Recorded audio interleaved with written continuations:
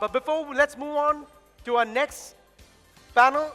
For this, I would like to bring on stage our moderator, who's the managing partner at Stride Ventures, Miss Apoorva Sharma. Miss Apoorva Sharma, can I have you on stage, please? Miss Apoorva, congratulations. 5 years. Oh, thank you very much. From principal to partner, please give her a round of applause, everybody. Over to you and this incredible panel. Please take your seat. Once again, please give a huge round of applause for Miss Apoorva Sharma, everybody. Okay, so I think this is a very pressurized panel because this is the panel holding all of us, you know, between now and drinks and entertainment. So we'll try to keep it fun and short. There's also a lot of pressure because there've been such amazing panels of Rahul Dravid and, you know, such senior acknowledged people. And Rahul Dravid, I'm sure, has been the childhood crush of many women out here. So without further ado, I'd like to start by inviting all of these guys, by the way, need no introduction, but I'm still going to make one. Kaushik, who's the co-founder and COO of Sugar Cosmetics, one of India's fastest growing and most loved India beauty brands, and one of my favorite, Shukar Hai, Sugar Hai. Then we have Amit Lakhotia, who's the founder of Park Plus. He's enabling various smart parking solutions, and he's very well known for his contribution to Paytm and Make My Trip. I have Shivam, who's the co-founder and COO of Newme, you know, fast fashion brand, and has stolen the hearts of many Gen Z people across India. And we have Rohit, who needs no introduction. He's the co-founder of Snapdeal and Titan Capital, which invests in early stage companies and is very popular amongst first-time founders.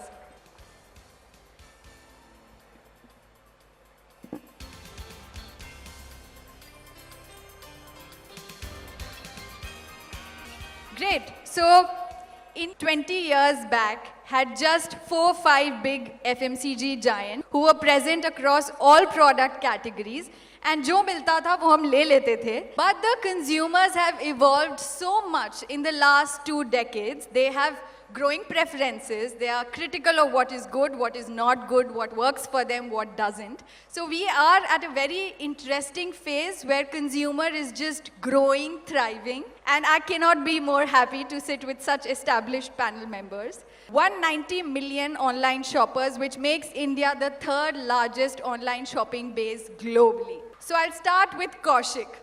You know, you entered a market and made your stronghold when there were so many incumbents, domestic and international.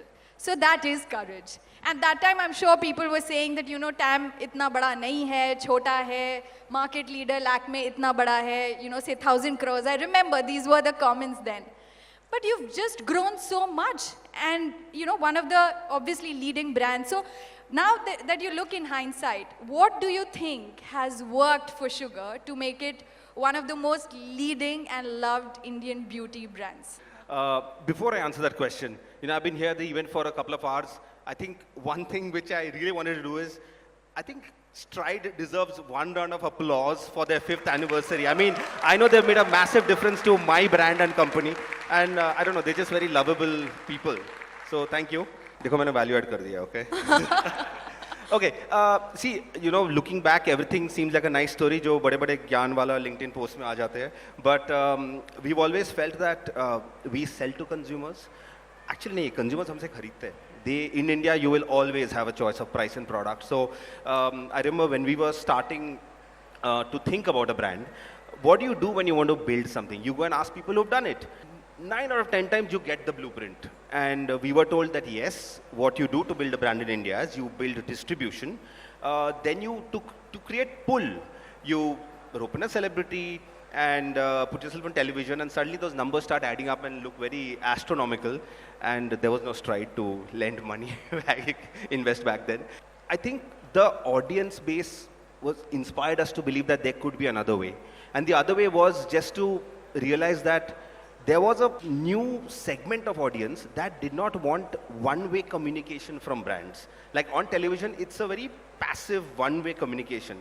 That communication was changing rapidly. I mean, emails were being replaced with DMs.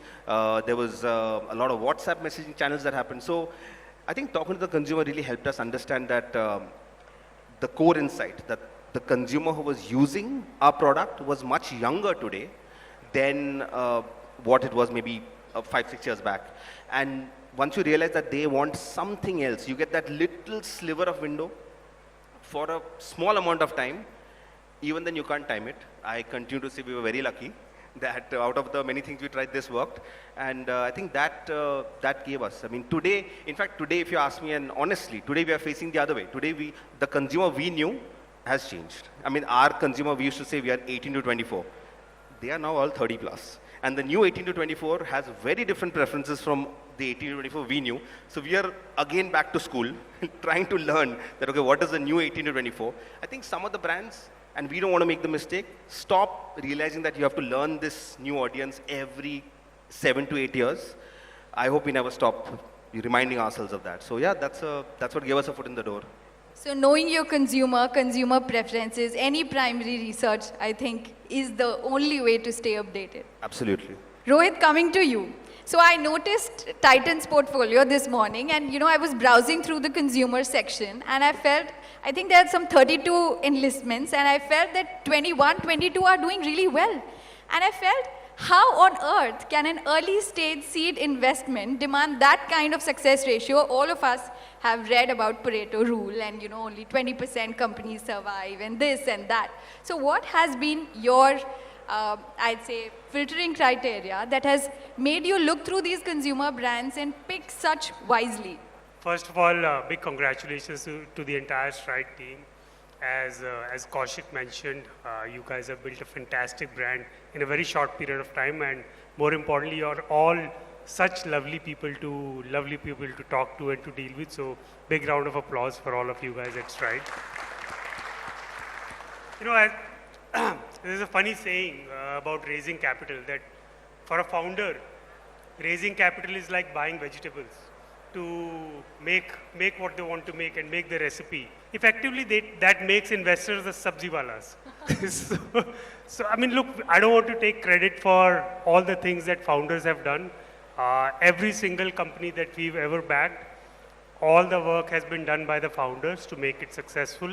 We are there as sounding boards. We provide some money, some guidance, etc. But it's all entirely founders. And I would say that we've been fairly fortunate in working with a very high quality set of founders. And I think you only reminded me that I'd never sort of calculated the ratio of successes versus wins, but because when we invest in a company, we invest with a very, very long-term horizon. It's our own capital. We invest with 10, 15-year horizon. And whenever we look at a business, we always visualize it from the lens of what does it take for this business to eventually go public. Yes, granted, when they meet us, they may be doing 2 lakh rupees of revenue, but at least our visualization is like that. And whenever we meet them, at least all the feedback that we share is all extremely, extremely long-term oriented. Sometimes actually we would proactively tell many of our founders that if the revenue is growing but not at the right economics, we are more than happy for them to actually take a big haircut on the revenue, just to get the sort of set up the business for long-term success. So over a period of time, many of these things have worked. Even in terms of picking spaces, etc. We're actually, while we back founders, we're also very particular about the space which we pick. We've noticed that by the time you're reading about a space in Economic Times or on LinkedIn, it's already too late. You have to identify spaces when they are not amongst popular media. And I think at the time when we invest, I think as Kaushik also mentioned, it seems like the TAM is incredibly small. But you end up catching a trend where the market is going. Right now, it seems too tiny for any of the large companies to address that, and that's what creates opportunities. Over a period of time, if a company is able to capture that really good, really tiny TAM, they're able to, we've seen over a period of time, carry that brand love to more and more category as time progresses, versus going into a market which is extremely large TAM, very talked about all over Economic Times, etc. But then we've seen that it generally ends up being a race to the bottom with hundreds of players not letting anyone make money. Thank you. Shivam, we are going to you next. Newme has rapidly expanded both online and offline. How are you staying ahead of fast-changing fashion trends, and how are you maintaining relevance in your designs? So yeah, I think like the space or you know like we call ourselves as like for us a true picture of success is when customer comes and say that this is on my mind and I find it on Newme, right? Like when this happens, we know that we are ahead of the trend, right? Or we are picking the trends at the right time. Why is this happening? Because customer somewhere is looking at lots of reels and subconsciously like this is the kind of dress or like the top that the customer is looking for. So can you pick those trends fast enough, right? And then launch it on your platform, right?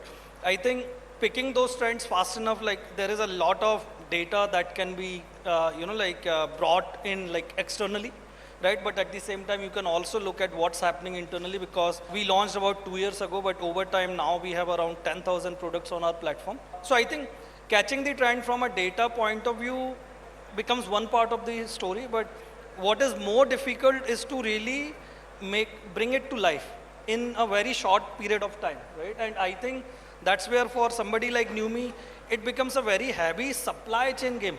Like I think to be able to bring to the customer what they're really looking for, do it within, like 15, 20 days of time frame, and then being able to deliver to them within, as soon as the purchase has happened. I think like supply chain has played a very pivotal role, and we have worked really hard. So a lot of the work goes on the background in delivering to the customer, right, what they're looking for. One more thing which we have done, and I think because we are in a fashion category, very traditional, old category, people say they look at data, but in reality it doesn't happen. We also work with fashion designers. We also work with a lot of the people who are coming from the category, right? So how do you inculcate or how do you build that DNA of looking at data and talking always with data? And data here is so subjective, right? It's not that this geography is selling these many units. It is about this design is working in this geography. How are you quantifying that data? So yeah, I think one thing which we have started, because India is very large, right? India is very large, and when like you have to consider like something will work in Northeast, something might be working in Kolkata, then North, then South, right? I think what we have been doing it for since the beginning, but now we have realized like what is the true potential is like overlapping insights from data with the communities that we have built all over India. So we have a community of campus ambassadors around 2,000 plus people who are like fashion enthusiasts, and like then like we understand that which clusters they are in, because from like one thing we need to understand, and like I am an engineer, right? But I think we are trying to marry data with art, like, right? So we are trying to put some science behind the art, but you cannot take away the flavor. Like I think art still like, so in that sense it has to be very well balanced. It cannot be 100% data driven. You have to give some freedom to the designers who are working on the clothes.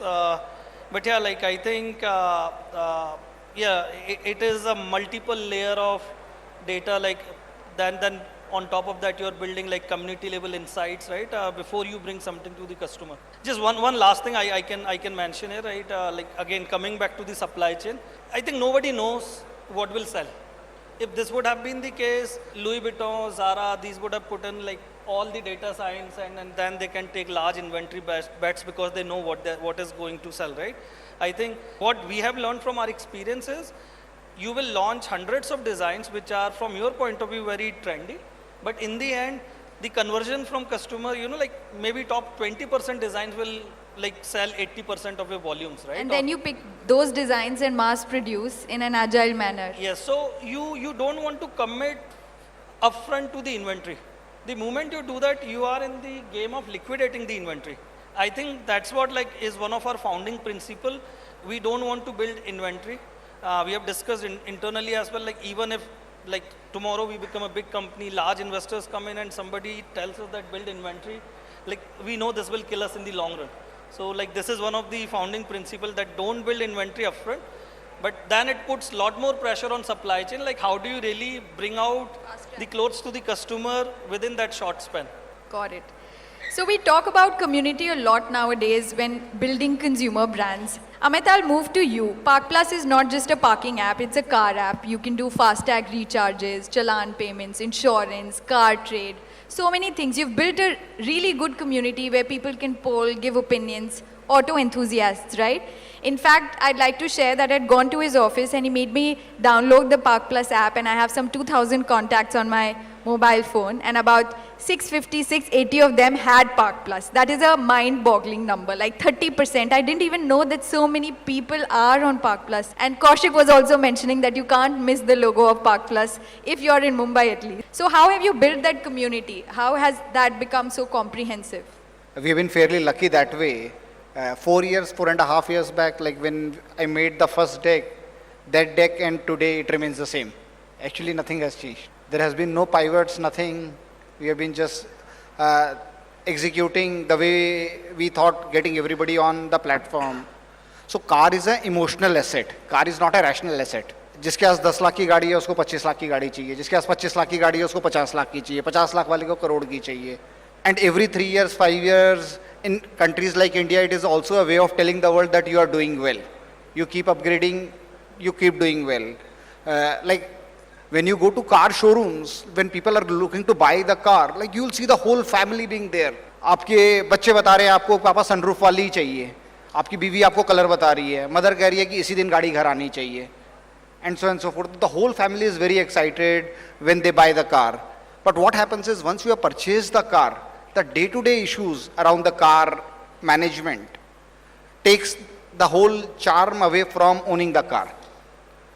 Like in the morning, the car wash guy doesn't turn up. In fact, it is very surprising, but most people in Delhi would have at least 5 challans worth 10,000 rupees on their phones.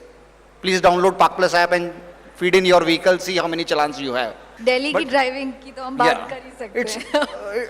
then, like if you get stuck, you don't know whom to call for help. आपको समझ नहीं आता है कि एक insurance 25,000 की और दूसरी 40,000 की और क्यों है. And you also don't want to understand also. When you go to the service center will tell you, sir, clutch plate replace करनी पड़ेगी. 90% of the Indians don't, or the car owners don't even know कि clutch plate होती क्या है, metal है, plastic है, कहाँ लगी होती है, replace का मतलब क्या है. We are not a DIY country. We are a phone a friend country.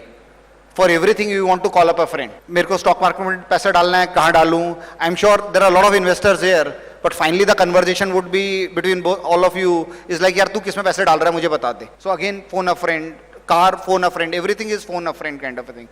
So what we said was, in the car space, it's a second most expensive asset which most individuals buy in their lives. Home is the first one, and nobody is helping them fulfill the whole car life cycle journey in their life. So we at Park Plus said, let's pick up a use case, and then we went use case by use case. So rather than doing the traditionally internet marketing, acquiring customers, figuring out, we went into the use case story. So actually a couple of months after I raised money, our thesis was we'll start with parking. Parking is the daily use case. We'll acquire users through parking and then gradually scale with other use cases. 2 months down the line, once we raised money, like there was COVID, lockdown, nobody needs parking. Kya karo aap? The whole thesis went for a bust that time. And then we moved into access control, societies, corporates, etc. Then we went into FASTag. Today we are there in 12,000 plus locations across country. We would have roughly about 1.5 crore car owners on the platform. So roughly every third car owner in India has Park Plus app on the phone. And go use case by use case, tolls, dealerships, OEMs, service centers, IOCL. Now we are launching insurance. So rather than trying to actively attract consumers, like as Kaushik clearly said, you can't sell to consumers. Consumers will have to buy. So that's what we did. We went to all the places where the consumers are buying things around car. We became the part of the journey. We built flows everywhere, which were significantly superior to the existing flows. Like Park Plus app not only downloads, like today we crossed 7 lakh reviews and we are 4.6 star rated app. So I think among different apps, if you look at, we might be among the top 30 apps in the country, looking at everything kind of a thing. So this journey of making products better, user experience better, getting the user to pay, and making sure that, I think after my Paytm journey, I was also very clear that I wanted a significant hardware offline component to my business. I didn't want कि आपने wallet बनाया, आप 90% market share पे थे, suddenly कोई UPI लेके आया, now you are 9% and somebody else is that high. From day one, I was happy saying, I want moat in the business. So get users, get platforms, get hardware, link it together, build use cases. That's how the journey has been. Great. Kaushik, I'm coming back to you. A question which really intrigues me, and I think काफ़ी different approach hai compared to any other consumer brand that I have seen in India. So you have Sugar and you have Quench. And I went to Sugar's website and I didn't find Quench products and vice versa. The only thing common was the membership club Velvet. So I want to understand what is your vision behind the brand identity. So I get it that you want both brands to thrive and have a journey of their own. But what else goes in your mind? Because you can be tempted as a founder to push cross-sell, right? That's what is taught everywhere. Cross-sell karo. Like makeup hai to skincare, is a natural extension. How have you, how have you thought about it? So it's always tempting because you want to acquire the customer once and then sell 10 different brands and things to the same consumer. So we've had a lot of debate on this, and I keep going back to the example that you're either buying a need category or a want category. Agar aap need category kharid rahe ho, you're buying Dettol, you're buying mosquito repellent. I mean, you will probably over-index on price. Ki acha, how can I buy the cheapest and the best quality product? Want category is different because you look forward to the day when you will be able to make the purchase. Some coupon or some maybe your salary hits you that day. Then you make the purchase, then you wait, and if it's an e-commerce. So it's a much more emotional purchase. Now, if a person is so emotionally attached to a brand, am I not betraying the person by saying that, "Aaj main aapko kuch aur bechunga," and I'll make the example vivid for you. So Jack Daniels, great brand, bourbon whiskey. A lot of people are Jack Daniels fans. So I have this new thing I got at the duty free. Shall I serve you Jack Daniels vodka? कहीं पे खटक रहा है ना, Jack Daniels vodka, Jack Daniels beer, or absolute bourbon whiskey.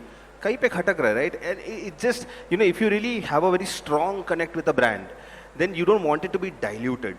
And at least with Sugar, we've been very afraid and conservative about just selling anything on that. So, but having said that, I think there are ways to upsell, no doubt. But it could be a way where we would do with any other brand, maybe a collaboration wherein both brands get equal, time in the sun. It could be a third platform where there are combined kits because people know it's from the same company. But using the same platform to suddenly list and start telling is far too short term, I feel. And I keep saying that, brands are like reputation, right? 10 साल लगते बनाने में 10 minute में खत्म हो जाता है if you make a mistake. So वो mistake नहीं करना है. And that's, I think, why we have stayed away from merging all our brands under one roof as of today. If we find an elegant way to do it in the future, we want to explore that. So far. Got it. So I think, one thing I've always heard from you that you are running a marathon, not a sprint. And I think you've remained very true to what the brand stands for. And this comes back to Rohit's point, which he was saying that long term mein what is going to be the brand journey, right? You can do short term here and there, but what is essentially going to be the brand identity is very important. Rohit, coming back to you, you have been investing practically since the beginning of the startup journey, bilkul. Making me feel really old. No, like really one of the early investors, right? So investing from 2010, 2011. So you've seen the last 15 years from 2011 to 2025, say. What do you think are the categories in consumer which still have scope, जहाँ पे बहुत ज़्यादा, लोगों ने सोचा नहीं है? And what categories do you feel are apt for the global audience? Because there's a lot of talk about Make in India for the world. I think consumer brands, even today, are more domestic. They've not gone global. They think about, there's some categories like Vadam, for example, US, very big market, exports, biggest category. But a lot of other consumer categories have largely been domestic. So what do you feel are the categories which are open domestically and more so globally? So I think one of the beauties of being an investor is if you do well for some period of time and you have some recognition, the smartest entrepreneurs will bring their best ideas to you. So you get to borrow from the wisdom of a lot of new age entrepreneurs. And as a result, we've actually ourselves been many times really surprised as to when we thought a category was cluttered, we would meet some entrepreneur who has a completely different point of view and found a niche in a seemingly very cluttered category as well. So as a result, over the years, we've learned to not operate with biases and also not be sector pickers. So we don't take bets that, we think this sector is going to work, because we've always been surprised. Whenever we've felt that a sector is sort of chock-a-block filled, always some entrepreneur would come and tell us something new. But I think few things which I do think have structurally changed, especially in the last few years, is one, we are seeing a lot more activity, and should see a lot more activity on the food brands, because it's food. Because historically, when e-commerce came in, like all the marketplaces, etc., they made distribution really democratized for consumer brands. And that's, I think, one of the basic fundamental building blocks which was absolutely required to build D2C brands, which is why many categories did very well. That said, all the horizontal marketplaces were not as great as platforms for selling food products, because the cost of logistics was very high, margins are lower, etc. That suddenly changed with quick commerce. Whereas now, similar to the way horizontal e-commerce got democratized, we are seeing quick commerce is democratizing food, grocery, etc. as well. Which is why we've seen much lesser amount of innovation or at scale innovation on this side in these categories in the last 5-7 years. So we expect to see a lot more activity in this, because now, again, newer age brands can test with smaller batches. They don't need to go and build national distribution before they launch a product, etc. So that's one category which we see is interesting. Secondly, we've seen a lot more focus on fitness. And just as a country, we are not a very fit country. If you ever travel to Europe, you see a bunch of Indians, it's very easy to tell we are, as a country, we are not amongst the fittest. But that's changing thanks to Instagram, because now everyone is posting reels. They just, how they look, not only how their face looks, but how they overall look has started to matter a lot more to people than it did maybe 5 years back. So we are seeing that has an impact on how fit you are. And as a result, there's a lot more consciousness and awareness about fitness, whether it's about fitness products, fitness apparel, fitness equipment, anything to do with food related to fitness, etc. So I think those are some categories which we see are interesting going forward. But again, as I said, we'll always continue to be surprised with what else comes in.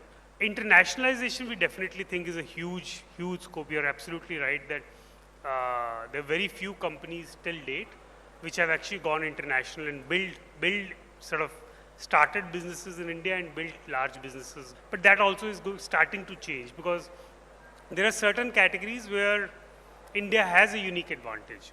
And I think some beauty product, again, Ayurveda inspired products, very popular trend globally. India is known to be as a country which is the originator of Ayurveda. There are many variants of that which can become successful globally. Many categories, interestingly, lend themselves to very uniquely Indian designs.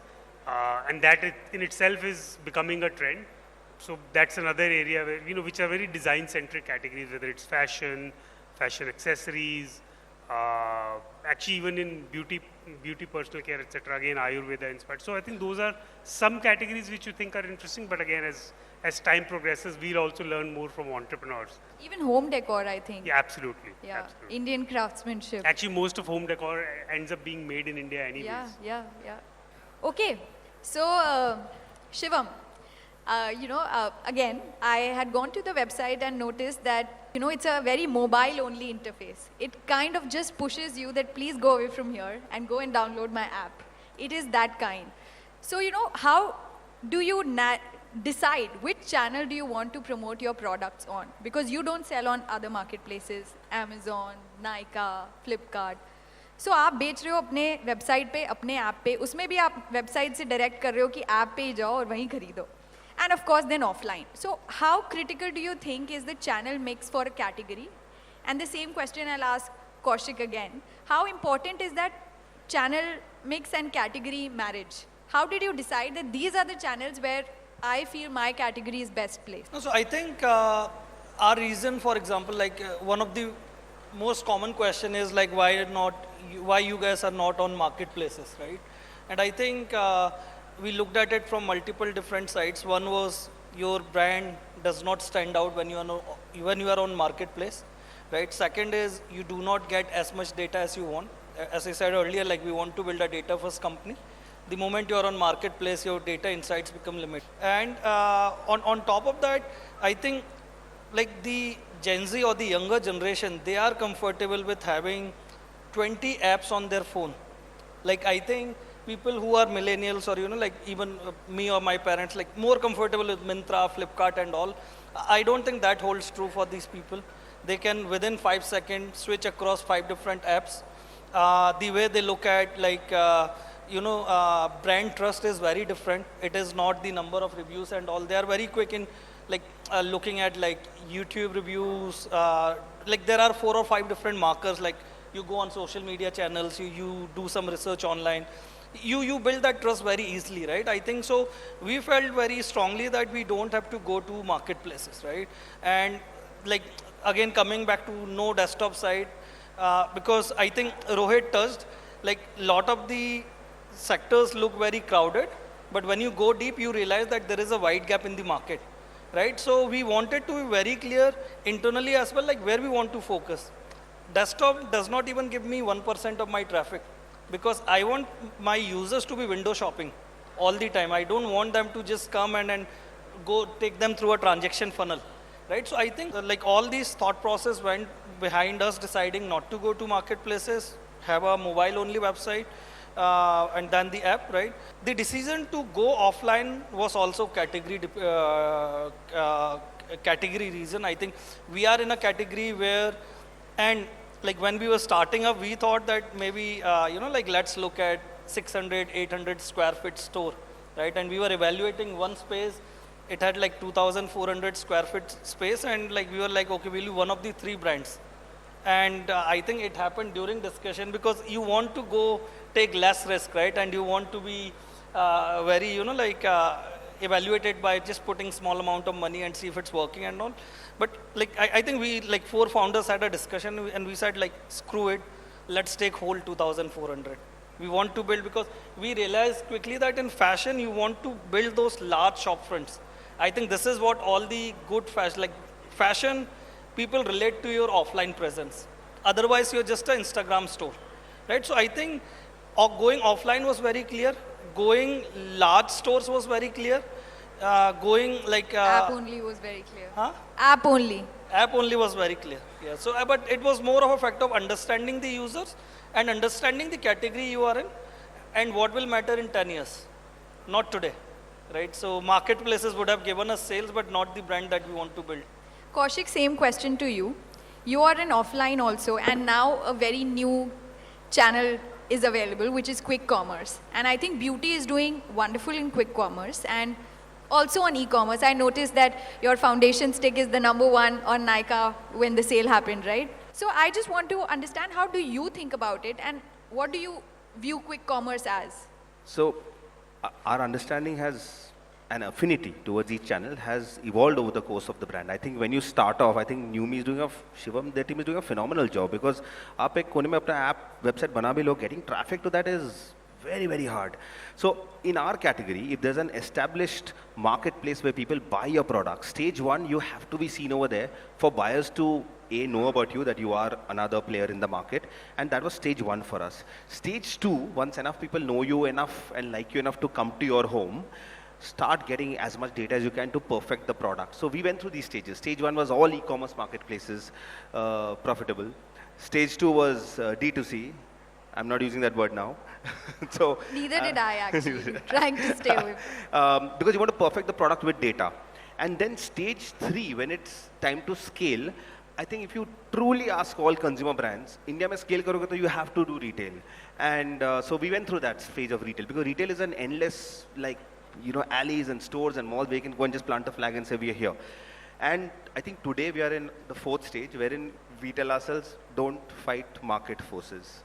There is somebody who will want to buy from an Amazon. You don't need to pay extra money to convince the person to come and shop from your own app. There will be somebody who is comfortable buying from their own, neighborhood store.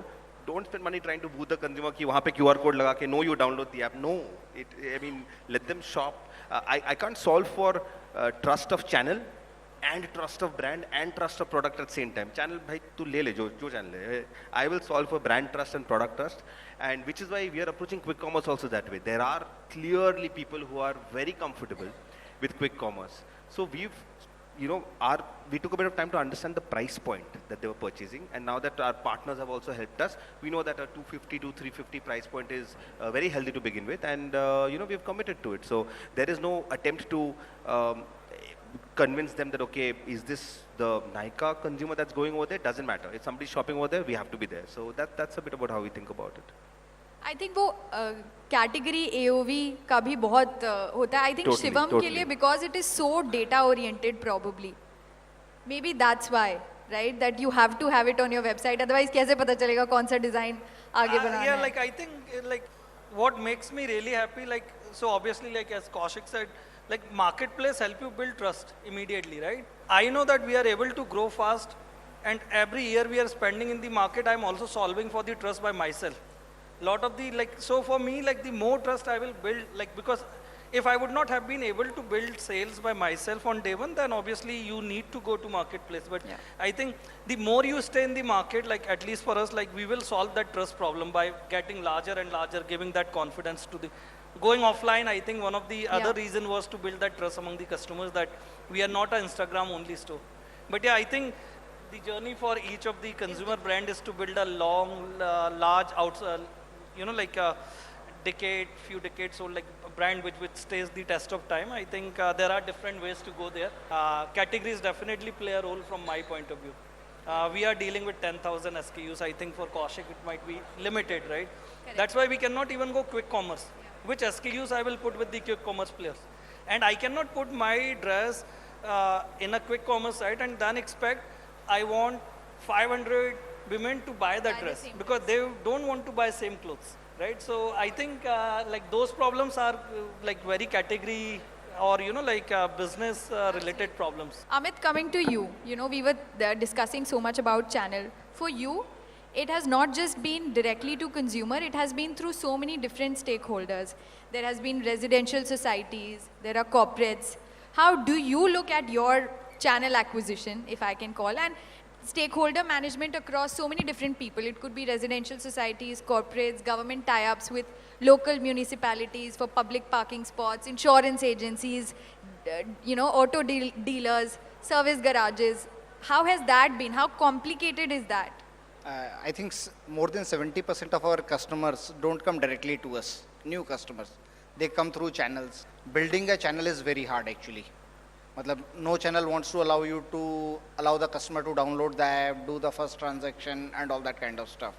Everybody would believe ये तो मेरा customer है. ये मुझे समझ ही नहीं आता उनको customer क्या है. Mobile number तुम्हारा है.